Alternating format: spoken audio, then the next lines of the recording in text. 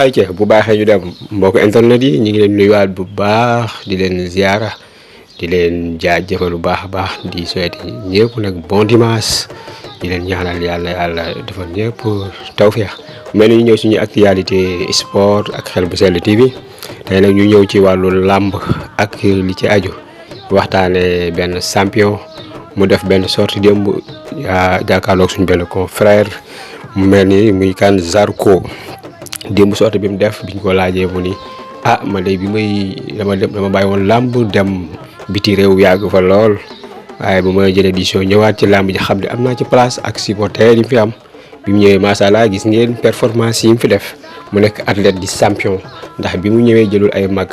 ay xale yu ndaw yu nekk seen digg doole la jël daan leen ay jël yu rëy ba amateur yëpp ni kii moom champion la ku bokk ci làmb la. ay démb ci sortam boobu nee na daal bi muy jugee biti réew di del si ci réew mi bokkoon na ci ñi mu tegoon bëtam muy Sa Thiès nee na kii di Sa Thiès daal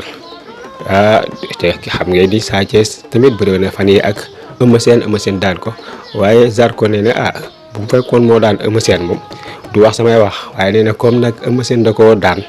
ca nee na instant bi mi ngi ci saako yi noonu la ko waxee nga Zarko rek toujours comme ça moom nee na mi ngi ci saako yi kon faaw na ma jël ñu bëre lu neex te nag nee na làmb ju amateur yi bëgg la bu ko defee tamit yéen mbokk internet yi yéen a ngi noonu ci commentaire yi lu ngeen ci mënti gis ci combat bi tamit ngeen wax bu dee lu jaadu la ngeen wax parce que tamit Zarko bu ñu waxante dëgg tamit champion la dafa ñëw la mu def gëj ci làmb lool ñibbisi fekk fi ay xale yu nekk seen yoon ku mel ni ñoom Diène Kaïré nga xam ni champion boobu boo yooyu yëpp nga fel leen jàll bien vrai que mi ngi ci ay combat yi ne ci kanamam waaye daal kii mu cité di Sa Thiès daal nee na moom vraiment moom la gën a bëgg a bëreel ci guddi yi ñu nekk kon bokk mi ngi noonu xam na bu ko defee dinañ topp loolu ba xam lu ci amateur yi di wax ak lu ci promoteur yi di def seen proposition mi ngi noonu seen mbokk la woon Codé Ndiaye ci micro bi xam nga rek comme ni ñu koy defee saa su ne rek ñu leen koy waxee dañ leen di jëlee ay information di leen ko indil en temps réel